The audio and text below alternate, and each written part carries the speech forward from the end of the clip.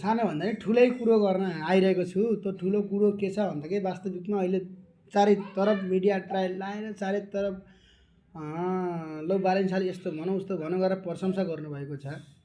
बालेन शाहले भन्ने कुरोलाई गहिरिएर बुझ्न जरुरी छ।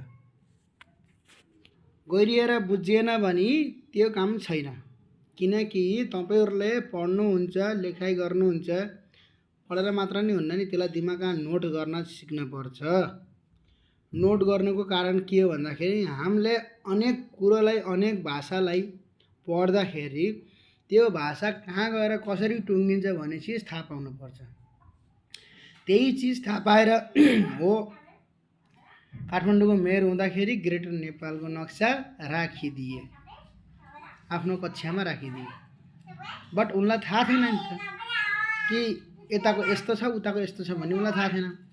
अहिले राजनीतिमा गएपछि प्रधानमन्त्री बनेपछि बल्ल मात्र उनलाई थाहा भयो। उनले भनेकै छन् प्रधानमन्त्री भएपछि मलाई थाहा भयो कि भारतले मात्र होइन नेपालले पनि कयौँ हिस्सा मिचेको छ।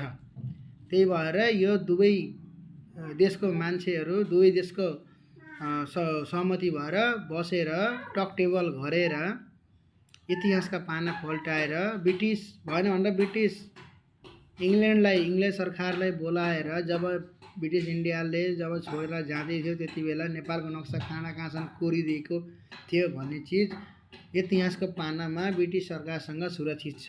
त्यो चिजलाई भारत सरकारले टक टेबल गर्न मानेको छैन। अहिले नमान्दाखेरि बालेन शाहले जाल बुन्नुभएको। जाल बुनेर कसरी यसलाई वार्तामा ल्याउन सकिन्छ, कसरी यसलाई टप टेबलमा लगेर पुराना इतिहासका कुराहरू थाहा भएका मान्छेहरू जम्मा गरेर अनि ब्रिटिस इन्डियालाई बोलाएर अनि ठुलो बैठकमा, अन्तर्राष्ट्रिय बैठकमा बोलाएर अनि नक्सा हेरेर नक्सा कहाँदेखिको के सिमाना हो त्यो सिमाना छुट्याएर आजदेखि तिमीदेखि म छैन, मदेखि तिमी छैन, हाम्रो सिमाना यो हो, हामीले मिचेछौँ भने देऊ, लैजाऊ, तिमीले मिचेछौ भने देऊ भन्नको लागि बालेन शाहले टेक्नोलोजी ट्र्याक लगाएका हुन्।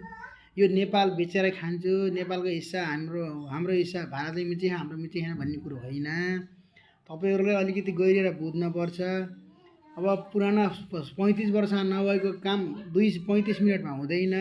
35 वर्षसम्म तपाईँहरूले यति आवाज उठाउन सक्नु भएन। अहिले बालेन शाह आएर बालेन शाहले केही चिज गर्छु भनेर अगाडि सरेर पनि इतिहासमा वार्ता मिलेछ भने नामै लेखाउँला, आफ्नो भूमिलाई सिमानामा एकदम कब्जा गरेर राखेर आफ्नो भूमिलाई तँदेखि म छैन, मदेखि तँ छैन, कसैले आँखा नलगाओस् भन्ने तरिकाले उहाँले त्यो तरिकाले